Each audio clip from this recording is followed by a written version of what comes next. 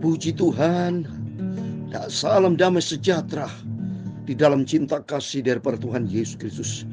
Dan selamat malam ke Bapak, Ibu, Saudara semua dicinta oleh Bapa kita Tuhan Yesus. Mari, Senin hari ini adalah hari yang pertama, minggu yang pertama di tanggal 2 Oktober. Minggu pertama maksud saya, di bulan Oktober, tanggal 2 Oktober. Kita sama-sama akan mengakhiri kitab Nabi Yoel pasal 3 ayat 1 sampai 21. Karena tema firman Tuhan nanti kita baca, sebab di sana aku akan duduk menghakimi segala bangsa dari segenap pencuri. Nanti akan terjadi, semua akan peristiwa apa yang terjadi dalam Alkitab itu akan tertulis digenapi. Firman Tuhan berkata dalam Ibrani pasal 9 ayat 27, manusia satu kali akan mati, setelah itu akan datang penghakiman. Mari saya mau baca Ibrani 9 ayat 27, demikian firman Tuhan. Dan sama seperti manusia ditetapkan untuk mati hanya satu kali, dan sesudah itu dihakimi. Mari Bapak Ibu, kita mempersiapkan menghadapi hari yang besar. Tapi kita minta sama Tuhan lolos dari masa penghukuman, lolos dari masa pengadilan, dan kita dari saat ini mempersiapkan diri untuk selalu dekat dengan Tuhan. Mempersiapkan diri menjadi perkenanan Tuhan, hidup kita yang selaras dengan Tuhan, selaras dengan firman Tuhan, sehingga hidup kita berkenan kepada Tuhan. Saya Pastor Yakub Rahmat, saya akan menyanyikan sebuah pujian Oh Glory Glory di dalam buku Tabernakel Glory nomor 511. Amin. Oh glory, glory, sebentar lagi bersama Yesus selamanya. Dosa lalulah, susah hilanglah, hidup kekal bersama Yesus selamanya. Amin, haleluya. Oh glory, glory, sebentar lagi telah bersama Tuhan Yesus selamanya. Amin, haleluya. Dosa lalulah, semua hilanglah, hidup kekal bersama Tuhan Yesus selamanya. Oh terima kasih Bapa. Oh glory, glory, kemuliaan Tuhan. Dalam Matius 25 ayat 31, apabila anak manusia datang dalam kemuliaannya dan semua malaikat bersama dengan dia, maka ia akan bersemayam di atas tata kemuliaannya, hidup kekal bersama Yesus di surga. Amin, haleluya. Oh glory, glory, sebentar lagi telah bersama Yesus selamanya. Dosa lalulah, semua susah duka hilang, hidup kekal di surga bersama Yesus selamanya. Amin, haleluya. Ya Tuhan, punya mula kebesaran, kejayaan, kehormatan, kemasyhuran, dan keagungan. Ya segala-galanya yang ada di langit dan di bumi. Ya Tuhan, punya mula kerajaan, dan Kau yang tertinggi itu melebihi segala-galanya sebagai kepala. Sebab kekayaan dan kemuliaan berasal daripada-Mu. Amin, haleluya.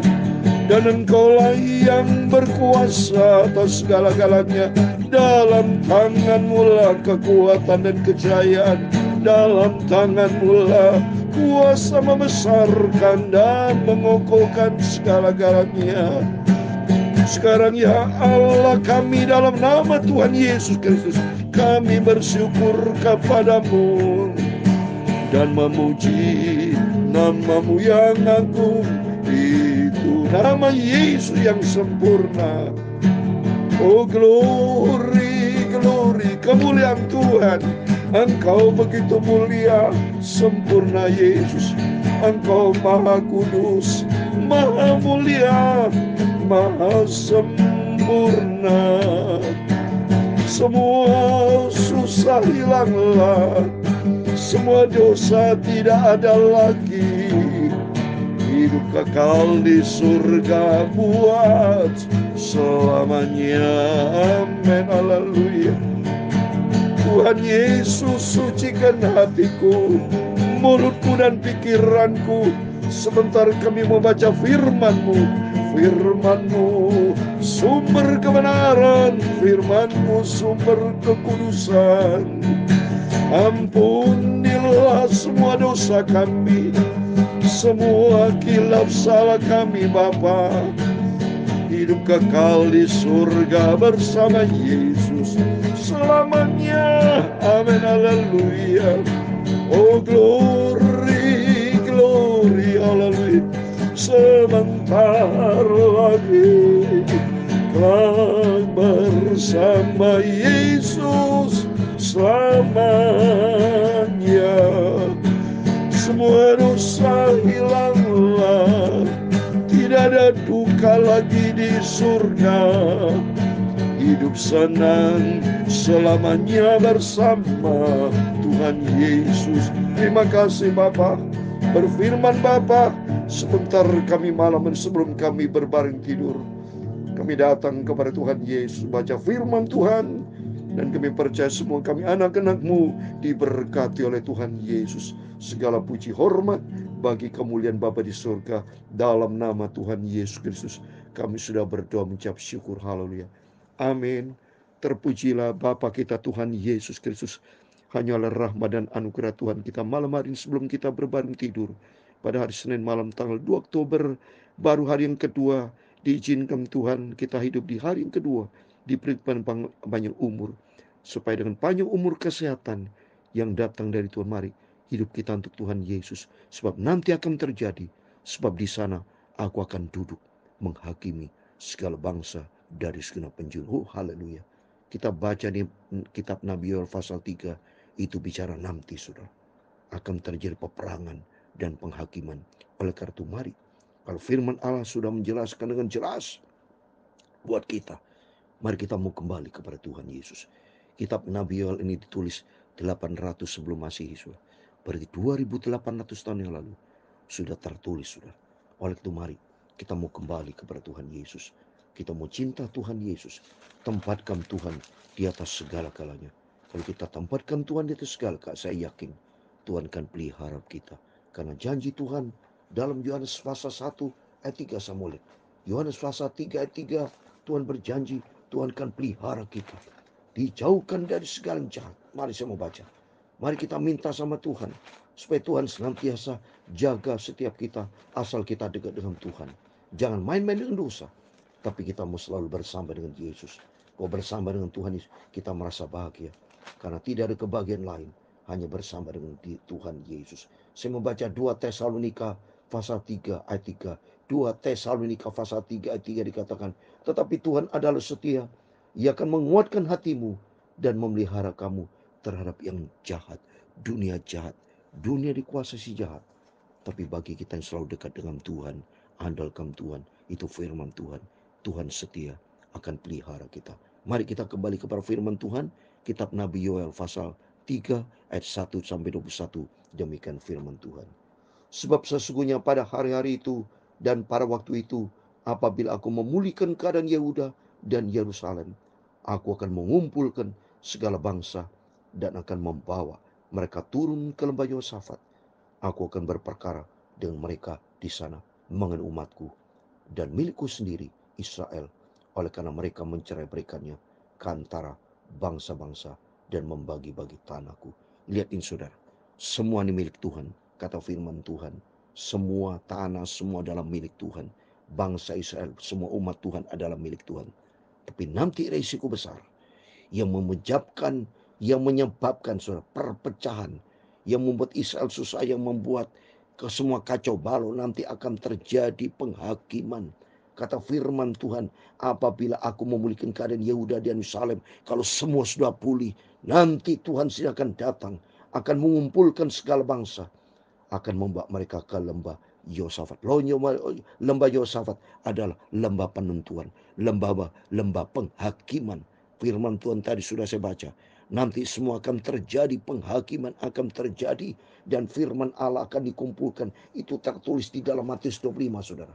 Matius 25, saya mau baca. Ayat yang ke-32. Matius 25, 32. Lalu semua bangsa akan dikumpulkan di hadapannya, dan ia akan memisahkan mereka seorang daripada seorang, sama seperti gembala memisahkan domba dari kambing. Amin, saudara. Kata firman Tuhan tadi dalam kitab Nabi Yoel, pasal yang kedua, pasal 32.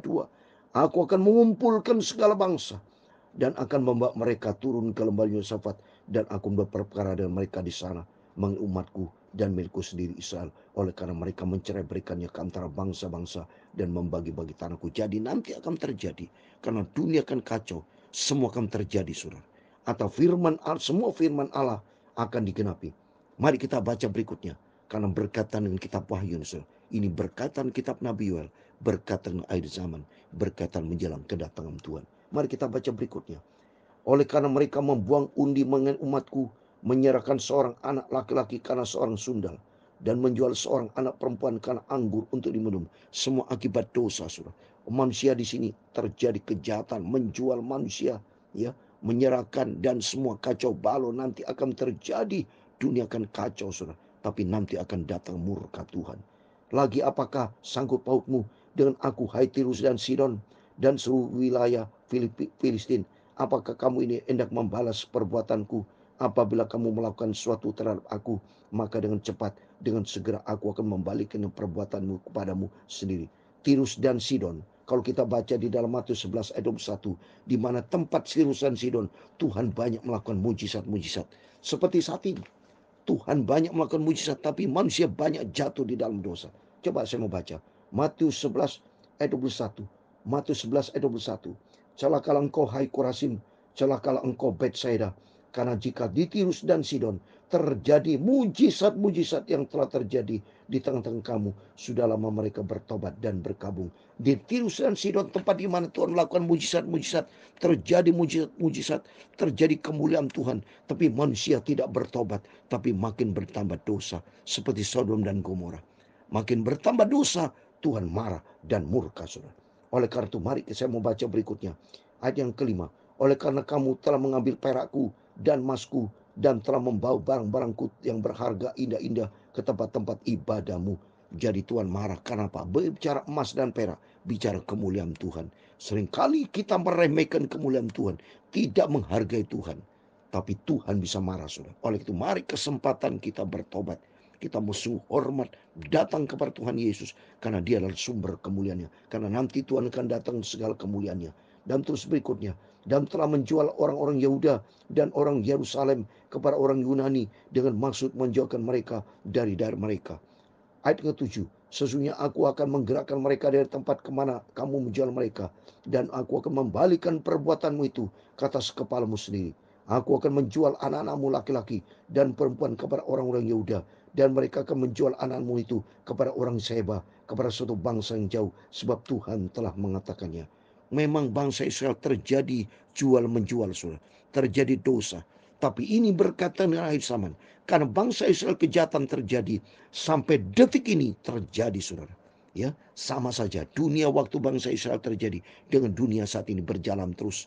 Kejahatan manusia makin bertambah. Tapi nanti ada waktunya Tuhan murka. Tuhan akan mengumpulkan sebuah bangsa di penjuru di muka bumi, dan akan terjadi penghakiman. Berikutnya kita baca ayat yang ke-9. Malumkan hal ini di antara bangsa-bangsa. Bicara bangsa-bangsa, berarti semuanya nanti akan masuk di dalam proses penghakiman.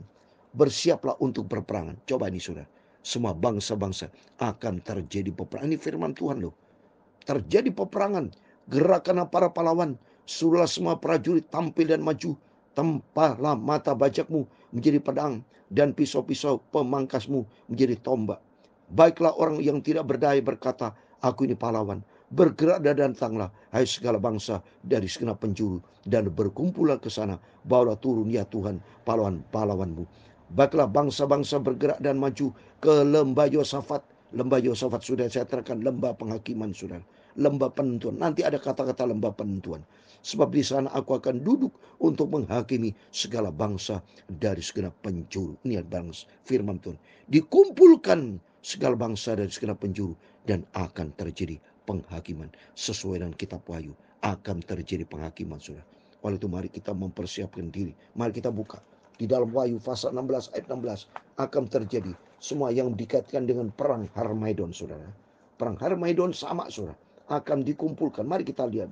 Wahyu 16 ayat 16. Lalu ia mengumpulkan mereka di tempat yang dalam bahasa Ibrani disebut Harmagedon.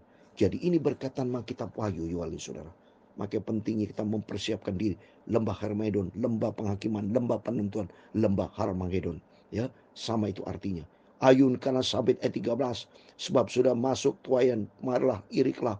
Sebab sudah penuh tempat anggur, tempat-tempat pemerasan kelimpahan. Sebab banyak kejahatan mereka ini. Sudah terjadi banyak kejahatan. Dan Tuhan akan lindungi sebagai anak-anak pilihan Tuhan. Karena segera Yesus akan datang demi untuk keselamatan kita bersama. Banyak orang di lembah penentuan. Nah ini lembah Yosafat, lembah penentuan. Ya sudah dekat hari Tuhan di lembah penentuan. Sudah dekat hari kedatangan Tuhan di lembah penentuan. Mari kita mempersiapkan diri. Matahari dan bulan menjadi gelap dan bintang-bintang menghilangkan cahayanya. Tuhan mengaum dari Sion dan Yerusalem yang memperdengarkan suaranya. Dari langit dan bumi bergoncang. Tapi Tuhan adalah tempat perlindungan bagi umatnya dan benteng bagi orang Israel. Amin. Perlindungan bagi umatnya termasuk kita. Termasuk bangsa Israel di dalam perlindungan Tuhan. Saya percaya Israel juga nanti banyak bertobat saudara. Termasuk kesempatan buat kita bertobat saudara. Selagi kesempatan masih ada. Saat ini adalah masih anugerah. Kesempatan kita bertobat. Mari kita bertobat. Sungguh ikut Yesus. Ayat 17. Maka aku akan mengetahui bahwa aku Tuhan adalah Allahmu yang diam di Sion. Gunungku yang kudus. Dan Yerusalem akan menjadi kudus. Dan orang luar tidak akan melintas lagi. Orang luar di luar Tuhan tidak akan mendapatkan lagi saudara. Semua akan berakhir saudara. Ayat 18. Pada waktu akan terjadi bahwa gunung-gunung akan meniriskan anggur baru. Bukit-bukit akan mengalirkan susu.